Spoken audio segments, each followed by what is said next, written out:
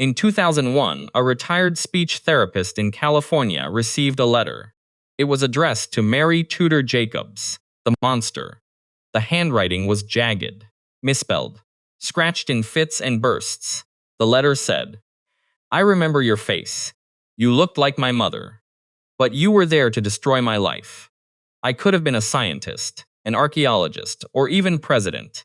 Instead, I became a pitiful stutterer." The woman who wrote that letter was 12 years old in 1939. That was the year a man named Wendell Johnson decided to prove a theory. His theory was simple. Stuttering is not something you are born with. It is something that is made. It is planted in a child's mouth by the people who listen to them. And to prove it, he would need to make a child stutter. On purpose. What happened next is not just a footnote in psychology. It is a mirror, and if you look into it long enough, you will start to see your own face. Wendell Johnson was not a villain in a lab coat. He was a farm boy from Kansas. Tall, a little awkward, a top student in his tiny high school, and from the age of 5 or 6, a stutterer. Johnson knew what it felt like to have a sentence trapped in your throat while the person across from you looked away. He knew the hot shame of being asked to just slow down. He wrote a book called Because I Stutter, a raw, deeply honest account of his own suffering. He became a speech pathologist because, as he said, he needed one. And somewhere along the way, Johnson became convinced of one thing. Stuttering begins not in the child's mouth, but in the parent's ear. It is not a disease, it is a label. And labels, he believed, can make a person sick. Today, we have a name for this idea: the Golem Effect. Low expectations, spoken by someone with authority, can actually make someone perform worse. Words can become a self-fulfilling prophecy. Johnson was right. But being right is not the same as being good, because Johnson did not just believe labels could hurt. He believed you could prove it by applying the label yourself. In 1939, at the University of Iowa, he found the perfect place to test his theory, and the perfect people to test it on. The Iowa Soldiers' Orphans home in Davenport was built for children of the Civil War. By 1939, it housed hundreds of kids, from broken homes, from all 99 counties of Iowa. The children had routines, lessons, chores, a newspaper, and no parents to speak for them. Johnson saw them as a group that was easy to reach. No guardians to ask questions, no one to refuse. He did not go to the orphanage himself. He sent a 22-year-old graduate student named Mary Tudor. Tudor was bright, ambitious, and years later she would say something painfully honest. "I didn't like what I was doing to those children. It was a hard, terrible thing. But back then, you did what you were told." She screened 256 children for speech fluency. She selected 22, 10 of them already stuttered. 12 spoke perfectly. She split them into groups. One group, actual stutterers, would be told they spoke fine, praised, encouraged. The other group was the experiment. The children who did not stutter would be told, again and again, that they did. Every 2 weeks, Tudor arrived at the orphanage. The children loved her. She was young, attentive. In a place full of gray walls and silence, she was warmth. They ran to her car when she pulled up. They carried her materials. One of them would later say she looked like a mother. And in a small room, with a recording machine whirring, she leaned forward and did what she was told. She said, "The staff has come to the conclusion that these children show definite signs of stuttering. You must watch your speech all the time. Take a breath before every word. Do anything you can to avoid stuttering. If you can't say it right, don't say it at all." The children listened. They were children. Adults were truth. And here was a kind woman telling them that their voice was broken. So they became quiet.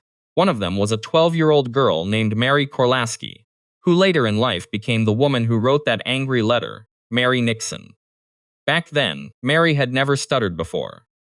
Now, she began to pause. She began to freeze.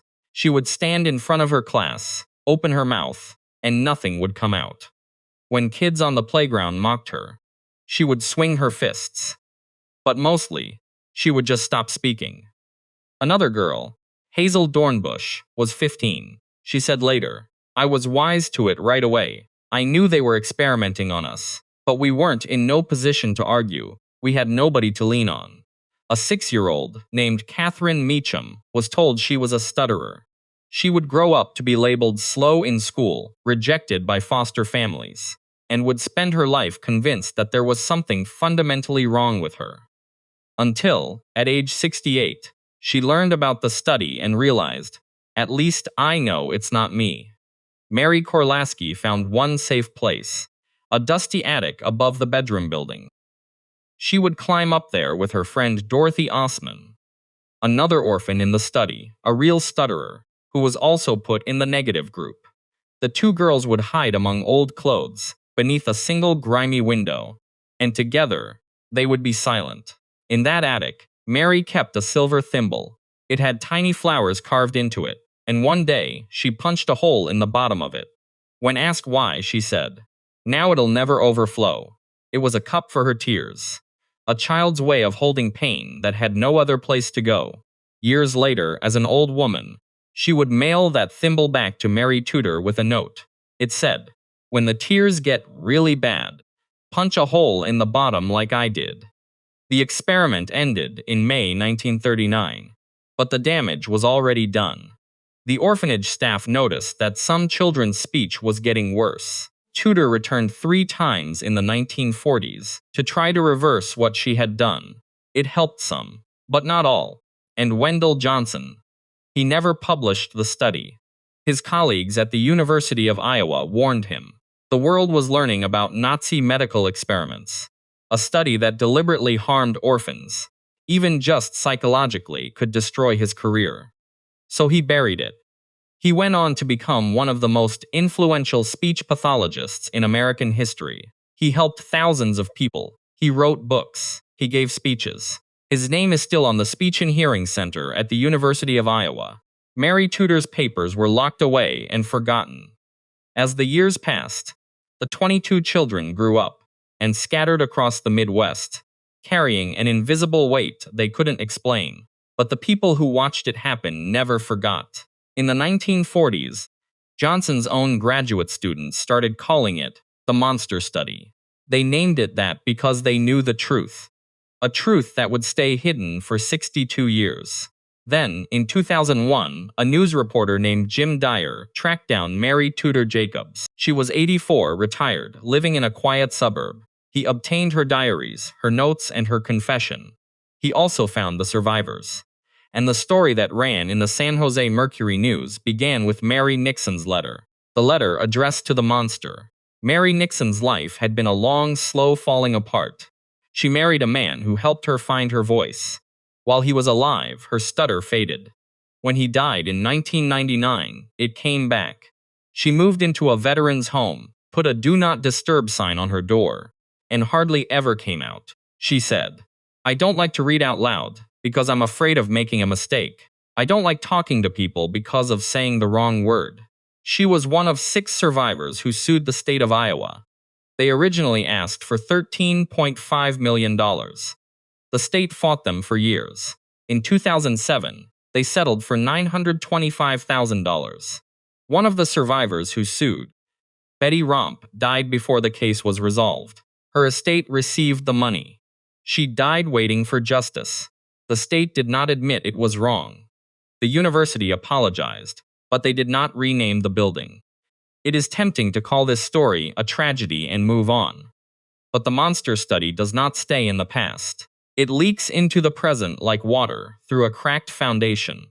Because what happened in that small room in 1939 was not some bizarre, isolated evil. It was an extreme version of something that happens quietly, daily, in homes and classrooms everywhere.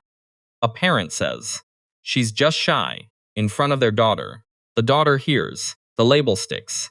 She stops raising her hand. The prediction makes itself come true. A teacher says, "He's a troublemaker." The boy takes it in. He becomes what he's told he is. This is not just a story. The Golem Effect is real. In study after study, when teachers were told that certain students were about to bloom, even though the students were chosen at random, those students' IQs actually went up by the end of the year. The positive expectations changed how the teachers treated them. And negative expectations do the opposite. They shrink. They silence. They kill. Let me tell you about the man who designed all this. Wendell Johnson had a son. In 1939, the same year the experiment began, Johnson wrote in his journal that he was bothered by the thought that his little boy might notice his own stutter and copy it. He was afraid his own speech would damage his child. And in that same year, he approved a study that deliberately labeled parentless children as broken, just to see what would happen. I do not know how to hold both of those facts at once. I do not think anyone does. Mary Tudor spent the rest of her career using positive reinforcement. She became a respected therapist. When the letter arrived in 2001, she said she had lived with guilt her entire life. She called those children the ones I hurt. She never forgave herself, and maybe that is the closest thing to justice this story allows. As for the children, some recovered, some did not.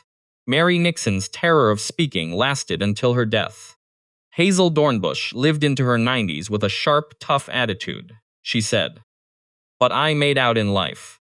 Robert Hamer, a real stutterer in the positive group, actually got better. He said, if they knew the harm, then it was wrong. It was the simplest verdict of all.